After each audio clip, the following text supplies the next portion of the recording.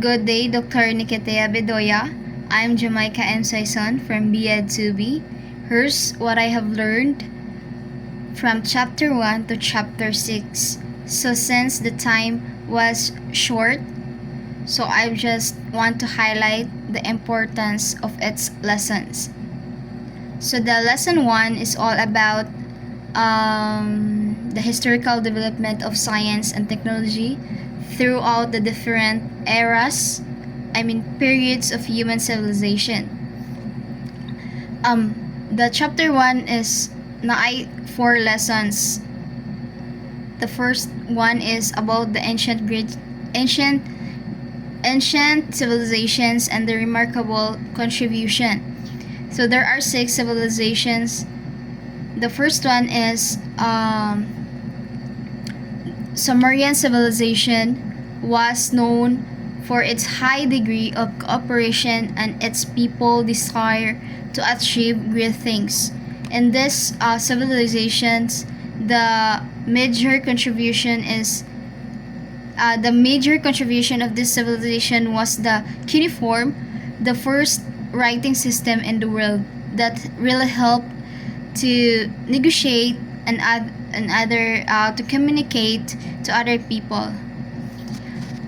The second one is the Egyptian civilization, one of the most advanced and long-lasting in history. The third one is the Babylon. On the other hand, was recognized for its expertise in building, engineering, and architecture. And the greatest achievements of this civilization was construction of the Hanging Gardens of Babylon. The fourth one is the Greek civilization. This civilization became the birthplace of philosophy, producing many great thinkers who laid the foundation of science, logic, and ethics. The Roman civilization emerged as the strongest in political and social empire in the Western world, influencing governance, law, engineering. Meanwhile, the Chinese civilization gained worldwide fame for its silk trade and numerous inventions that greatly advanced in human progress. So, mao to ang lesson 1. So, the lesson 2 discusses about the medieval ages period when wars and conflict were widespread because of this. Because of this, people sought innovation to address their needs and problems. Because of the war, the people eagerly wants to innovate to help their problems to survive. So the last one is the Philippine innovations. Although the country was not as technologically advanced as other civilizations, Filipino have shown creativity, resilience through practical innovations that help improve daily life. So the chapter 2 focuses on major intellectual transformations that change how people view the world and nature.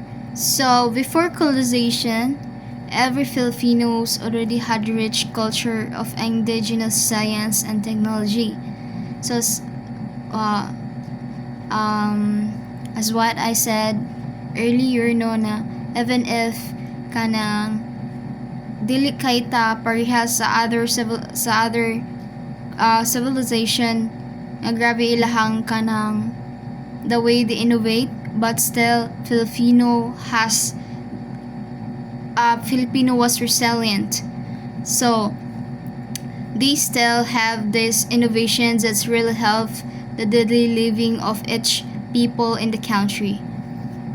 So the chapter 4, which focuses on human flourishing in science and technology. So this chapter emphasizes how science and technology should serve human flourishing.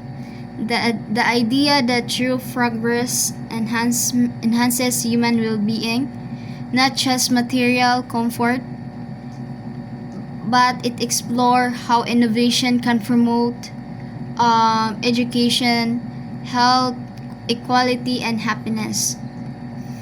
But and also the misuse of this technology can harm humanity. We know that everything has pros and cons. That's why we need to be knowledgeable enough. So, Chapter 5, Human Flourishing as Reflected in Progress and Development. This chapter analyzes how society measure progress not solely in economic or scientific advancement, but also through ethical and human-centered growth, and that's very important. It examines the relationship between in development, through modernization, and through happiness. While science and technology have led to great achievements, they must be balanced with compassion, not just science alone, no? Not just technology alone. The chapter 6 about the good life, or Jamyca ethics and modern concept. So based on Aristotle, Jamyca ethics focuses on happiness, or the highest form of happiness, which refers to eudaimonia.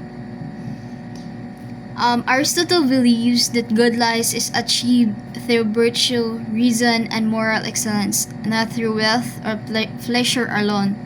The chapter connects these ancient ideas to modern life, showing how living ethically, purposely, and wisely remains essential or important even in today's technological world.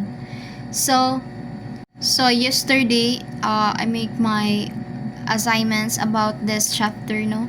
So I have learned a lot from it, and I realized that wealth is just immediate kanang koan na sa una lang na siya nindot, but sa una lang na siya nindot, or sa una lang na siya happy, but we don't know that the world mangyud is lingin siya, clock is ticking. So wala ta kibaw kung kanus-an na mawagtang atong wealth, kung kanus-an na mo remain atong happiness because of the wealth. And also I can see today's na fame is very important to everybody. And I realized that happiness is when you truly achieve virtue and moral excellence. Thank you.